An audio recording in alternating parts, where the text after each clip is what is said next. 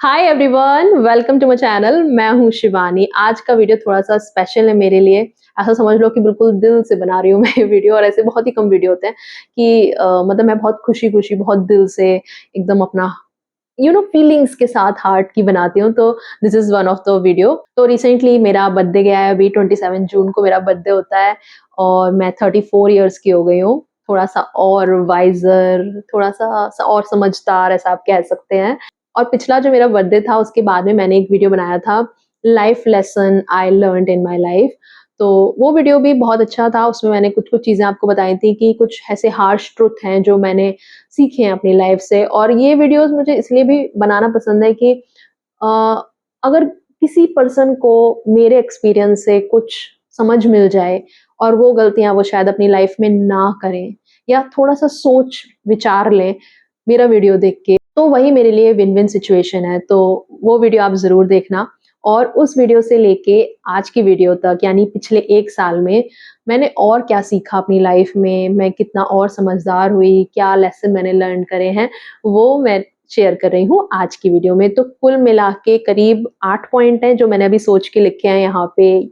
तो इन्हीं के ऊपर हम बात करने वाले हैं। Here is my diary. वैसे तो मैं अपनी डायरी शेयर नहीं करती किसी के साथ में, लेकिन ये ऐसी चीज़ है कि मैं आप सबको बताना चाहती हूँ, बिकॉज़ मैं चाहती हूँ कि मेरे एक्सपीरियंस से अगर आप भी कुछ सीख पाओ या आपको भी कुछ इंस्पिरेशन मिले कि आप भी ये सब चीज़ें अपने लिए कर सकते हो। कुछ भी अच्छा लगे इस वीडियो में तो लाइक ज़रूर करना, शेयर करना इस वीडियो को और भी लोगों के साथ में, और सब्सक्राइब कर लेना मेरे चैनल पे अगर अभी तक आपने नहीं किया है तो। तो पहली चीज़, उसका पूरा-पूरा क्रेडिट मैं अपने एक सब्सक्राइबर को देना चाहती हूँ। एक्चुअली मेरे एक सब्सक्राइबर हैं जो बहुत टाइम से हमारे दोनों चैनल्स के साथ जुड़े हुए हैं। मैं यहाँ पे उनका नाम मेंशन करूँगी। संजीव इनका नाम है। और इन्होंने मुझे मेरी इसी चैनल की एक वीडियो में, जिसमें मैंने बताया था ना कि स्टोरी टाइम थी कि आग लग गई थी एक अपार्टमेंट में, तो इन्होंने मेरे साथ शेयर किया कि आपको क्यों आग से डर लग रहा है? You are number 9। नंबर 9 मूलांक है मेरा, क्योंकि 27, सो 7 + 2 9 हो गया। तो आपका तो एलिमेंट ही फायर है। तो ऐसा करके उन्होंने कुछ लिखा। और मुझे इतना ज़्यादा न्यूमरोलॉजी वगैरह में पहले इतना ना इंटरेस्ट था, ना मुझे पता था। तो पहली बार उन्होंने ही मुझे इंट्रोड्यूस किया और उसके बाद से मैंने इस बारे में सर्च किया। मूलांक मेरा 9 है और मेरा भाग्यांक भी 9 है। मतलब 27 जून 06 हो गया 1992, this is my whole birth. और पूरा मिला के जो आता है भाग्यांक वो भी मेरा 9 है। सो आई एम डबल 9।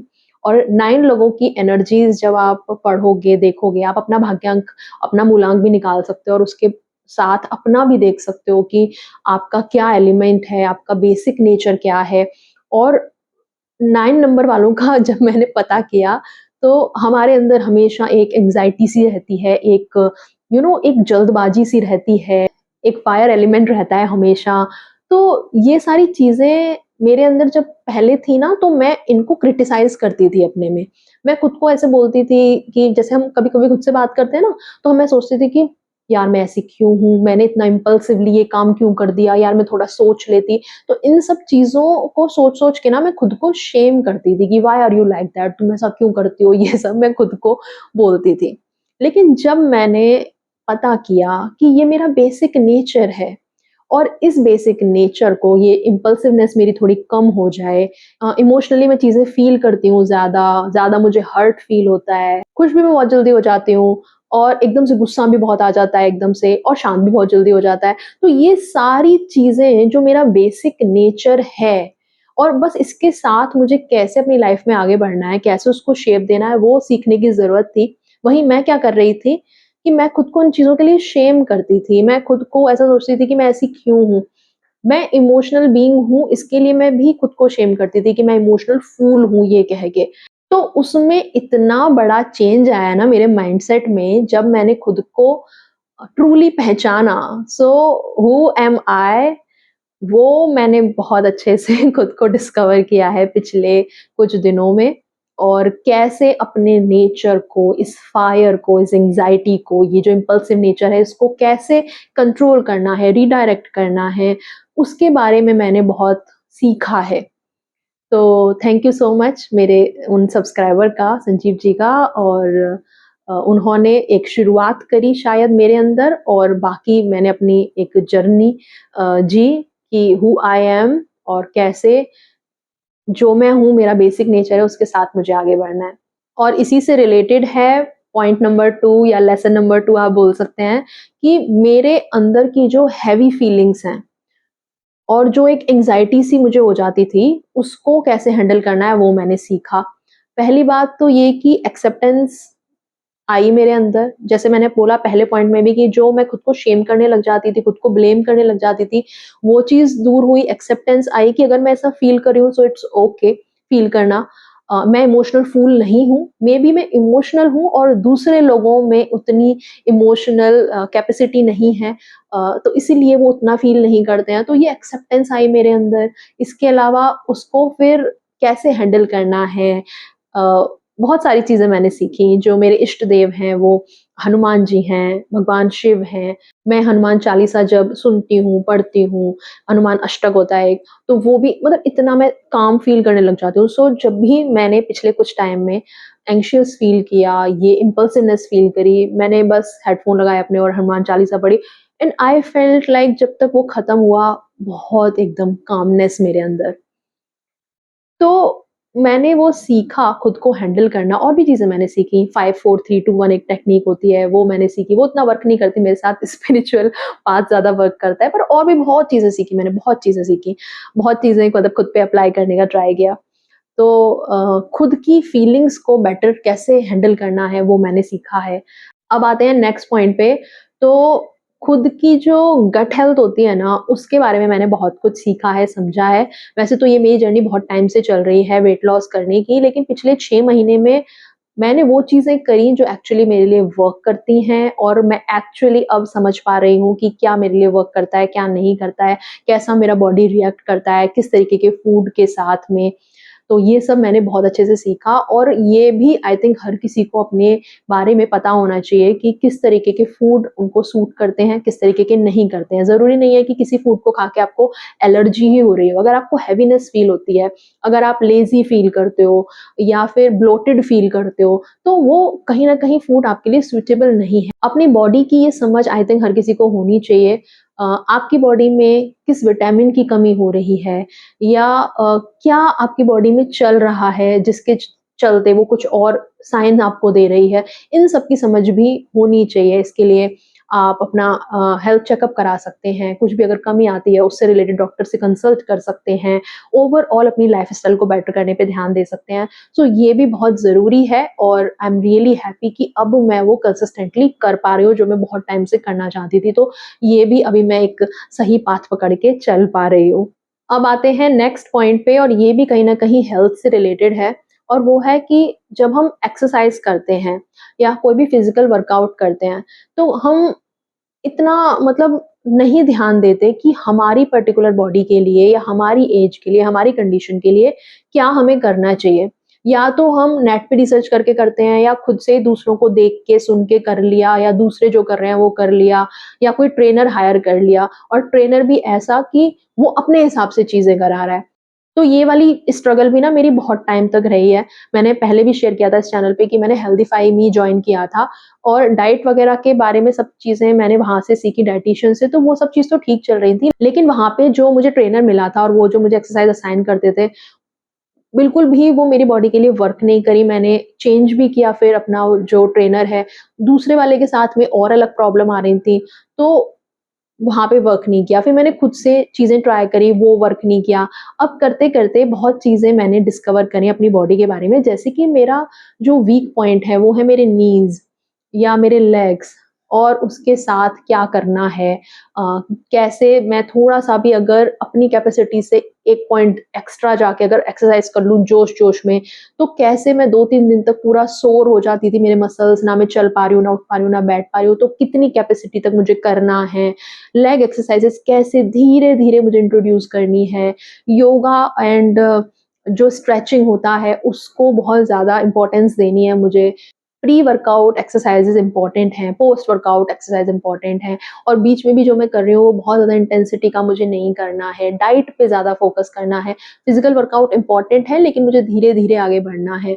तो बिना जिम जाए, मैं आप सोचो कि पहले मैं जिम भी ज्वाइन कर रखा था, मैंने वहाँ ट्रेनर भी हायर किया था, हेल्दीफाई मी पे भी मैंने ट्रेनर रखा हुआ था, तो तब मुझे इतना अच्छा अपनी बॉडी में फील नहीं हुआ जितना अब मैं फील करती हूँ, क्योंकि अब मुझे पता है कि क्या चीज़ें मेरे लिए सूटेबल हैं। मुझे ये भी पता है कि कब मेरी बॉडी ज़्यादा थोड़ा-सा थक गई है और उसको रेस्ट चाहिए, तो मैं 2-3 दिन का बीच में रेस्ट भी ले लेती हूँ। जैसे अभी मैं वैकेशन से आई थी, तो वहाँ पे हमने ट्रैकिंग करी थी, तो मेरे पैर बहुत ज़्यादा सोर थे, बॉडी को हीलिंग की ज़रूरत थी, तो मैंने थोड़ा-सा रेस्ट लिया, और 2-3 दिन के रेस्ट के बाद में फिर मैंने आज से वर्कआउट शुरू किया अपना दोबारा से, और जितना मैं पहले करती थी उससे थोड़ा कम किया। तो मुझे समझ आया कि मेरी बॉडी को क्योंकि रेस्ट की ज़रूरत है, सोचो मैं अगले ही दिन आके हैवी वर्कआउट अपना जितना पहले करती थी वो ज़बरदस्ती करती जाती, तो शायद मैं फिर अगले 3-4 दिन के लिए उस स्टेज पे पहुँच जाती कि मेरी मसल्स जो हैं वो सोर हो गई हैं, ना मैं उठ पा रही, ना बैठ पा रही, ना अपने कुछ काम कर पा रही, तो उसका कोई फ़ायदा नहीं है। तो इसलिए अपनी बॉडी को समझना बहुत ज़्यादा इम्पोर्टेंट है, जो कि अब मैं समझ पाई हूँ। नेक्स्ट पॉइंट पे बात करते हैं थोड़ा-सा फीलिंग की, इमोशंस की। तो ये मैंने सीखा कि अगर कोई हमें चूज़ नहीं कर रहा वापस में, कोई भी हमारा ऐसा रिश्ता है, थोड़ा दूर का रिश्ता है, और हम उनको चूज़ कर रहे हैं, हम उन्हें बुला रहे हैं अपने फंक्शंस में, वो हमें बुलाते हैं तो हम जाते हैं अपना टाइम निकाल के, कुछ भी छोड़ना पड़ रहा है तो छोड़ के जा रहे हैं, अपने काम-वाम सब टाइम निकाल के जा रहे हैं, अपना पैसा खर्च करके जा रहे हैं, सब कुछ कर रहे हैं अपनी तरफ से एफर्ट, और सामने वाला नहीं कर रहा है, सो इट्स ओके अगर कोई हमें चूज़ नहीं कर रहा है तो। पहले मुझे बुरा लगता था कि भई क्यों नहीं चूज़ किया इसने मुझे, क्या मुझ में कोई ऐसी कमी है, कोई प्रॉब्लम है, क्या मैं एक अच्छी रिलेटिव नहीं हूँ? तो लेकिन ऐसा नहीं है, लोगों के अपने और ढेर सारे रीज़न हो सकते हैं।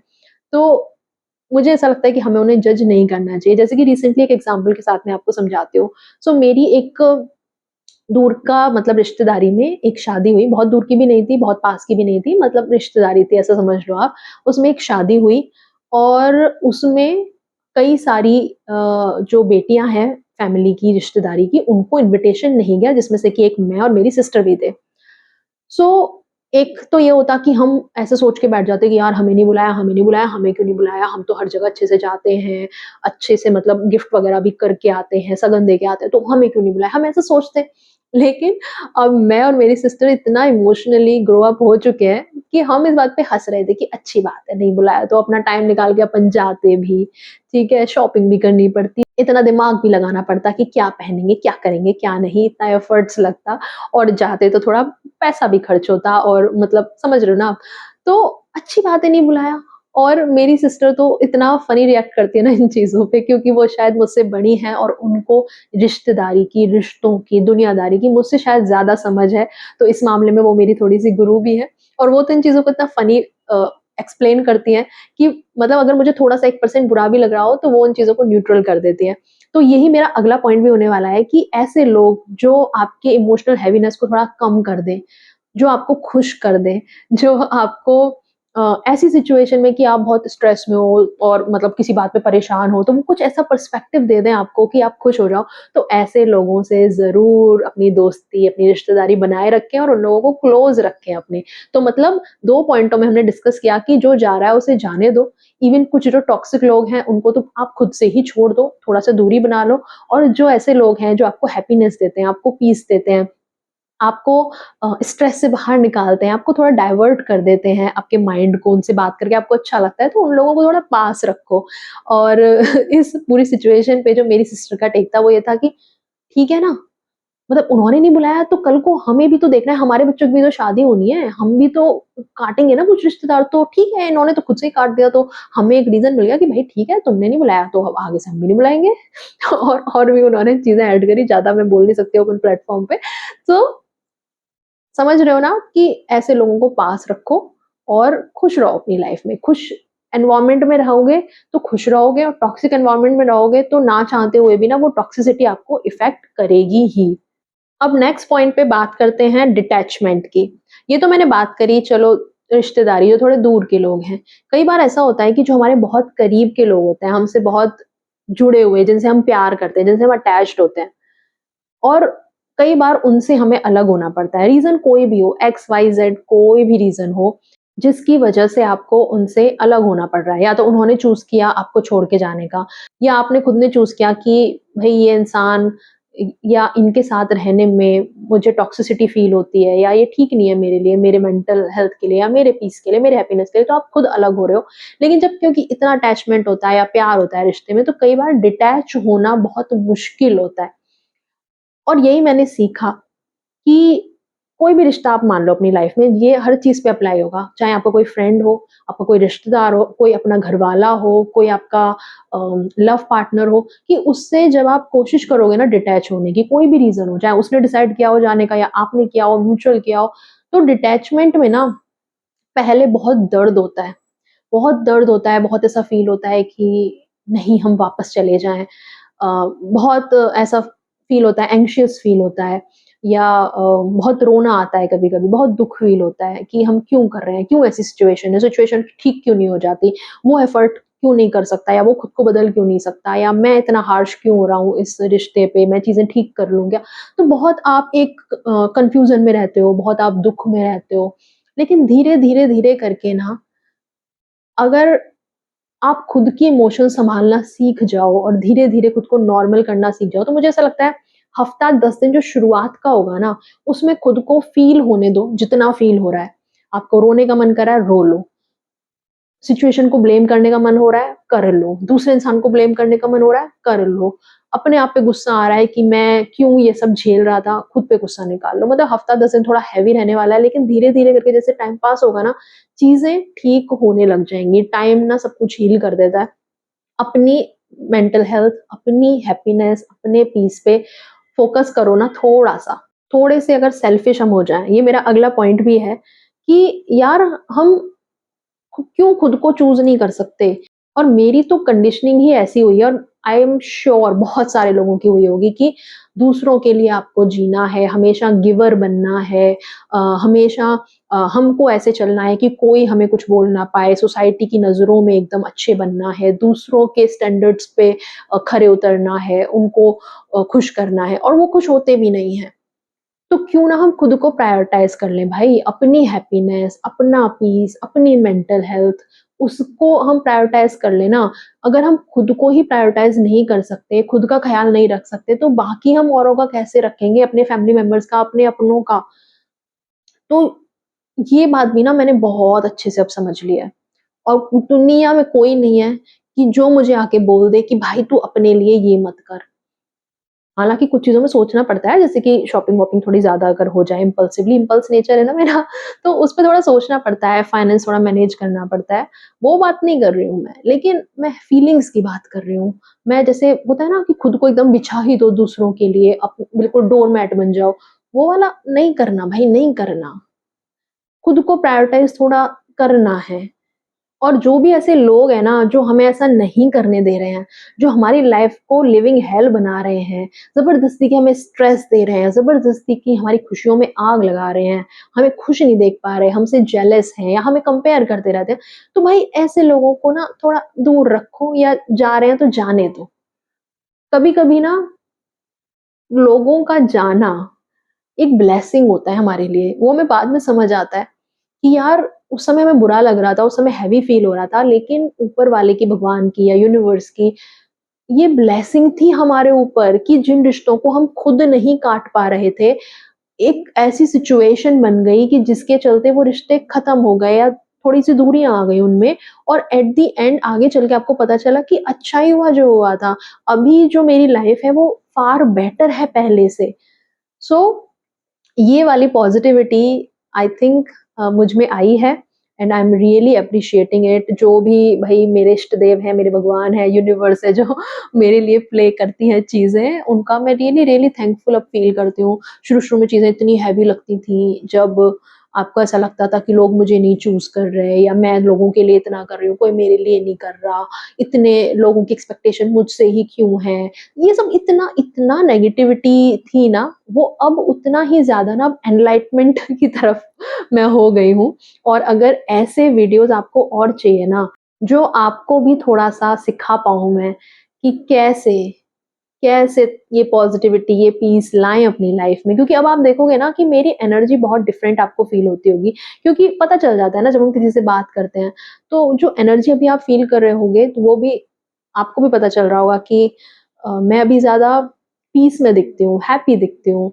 एंड अगर आपको मेरा ये वाला वर्ज़न पसंद आ रहा है, मेरी बातें अच्छी लगी हों कुछ भी इस वीडियो में, तो एक थम्स अप करके लाइक ज़रूर करना।